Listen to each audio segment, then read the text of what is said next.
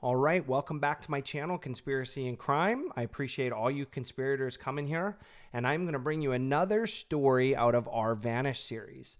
This one's going to take place in Illinois back in 2011. The story we're going to feature today is the story of Timothy Pitzen. So, back in 2011, Timothy's dad, Jim, decided to take Tim to school, and everything seemed fairly normal that day, and when Jim went back, he had learned that somebody had picked up Tim from school early. Well, that somebody happened to be Amy, who was his ex, okay? Little backstory on that before we move forward is that they were looking at getting a divorce and having some troubles in their marriage, right? And it had been stated that Amy at one point said she would be devastated if she had ever lost custody of Tim. So keep that in mind as we go forward in this story. Not uncommon for a parent to feel that way.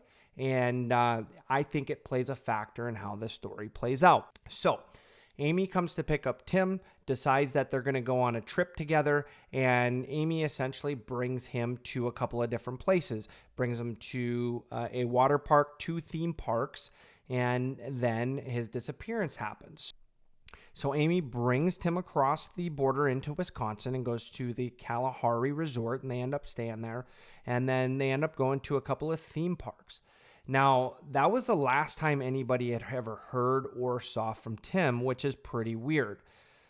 Couple of facts that I want to throw out there, though, is one, that Amy was texting back to friends and family that Tim was going to be okay and that Tim was going to be with people that she trusted, but nobody would ever see him again. Okay? So that's pretty interesting. All right? And then Tim disappears. Jim was on the lookout, didn't find anything. A couple of days later, you fast forward, they find Amy had committed suicide in a Rockford hotel, right? Which is not super far from the Dells and even closer to her hometown. She did leave a suicide note stating the same thing, that Tim was going to be okay and was with people that she trusted. So these are all things that play a factor, okay? Even to this day, the family holds out hope that something happened to Tim and maybe he went to a different family, maybe he went with some different people, and for whatever reason, Amy wanted to take him away from Jim so that way she would not lose sole custody and she would always be with Tim. But we don't know what that is because there was never any text messages that indicated where they would be and or in the suicide letter exactly what did happen to Tim. Now, the irony of everything to me is it's not uncommon for a parent, especially going through a divorce, to feel like they're going to lose their kid, especially if they think they're on the losing end of a custody battle. That stuff is not easy.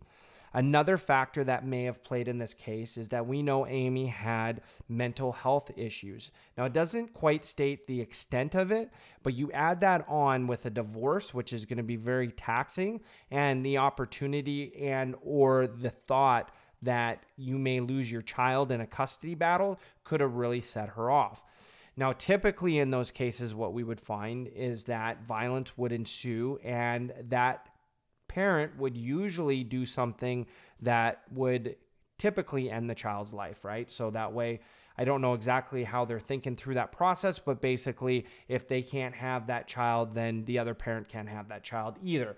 And that's what immediately comes to my mind when I think of this case. Now, the family on Jim's side don't think that happened. They think that, yes, there was mental health issues. They can't really explain why they think that Tim's still alive, but they're definitely holding out hope. Now, if I was a parent of Tim's, I would hold out hope as well, but just everything just doesn't point in that direction. So I'm really curious. And now we're 12 years later and we haven't heard or seen anything from Tim. Now, there's one other fact that I want to share here before I wrap this story up. A couple of years ago, there was this weird thing that happened where there was a younger gentleman, so in his teens, about the same age that Tim would be, I'll give you his exact age in just a moment, was found incoherent, went to the police department, claimed that he was Tim, so basically was saying that he was this kid, and then they ended up finding out that it wasn't. This guy was 23 years old, was basically, I don't know what you would call it, impersonating Tim. Maybe he thought he could get away with it. Maybe he was doing something else in his life, whatever that case was, but that really rehashed the story and brought that to light. So some weird things happened in this case. I'm curious what your thoughts are. Do you think that there is hope out there? Do you think that there's a person that's running around maybe with a different family? Or do you think something more devious happened and really we're just holding out hope because we don't know what happened to him? I'd love to hear your comments and reactions down below. I'd also like to hear if there's any stories that you would like to see or hear in the future, as I'm always open for ideas. All right, I'm going to leave you with this. I'm going to throw up the hashtag Tim. Most people are going to think that's me because obviously my name is Tim as well, but we want to keep that story alive and story going, right? I think that's going to be important.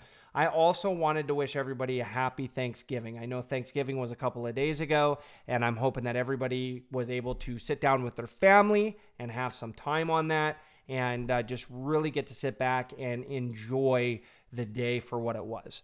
So until next time, conspirators, I'm your host, Tim. I look for that feedback, and we'll see you next time.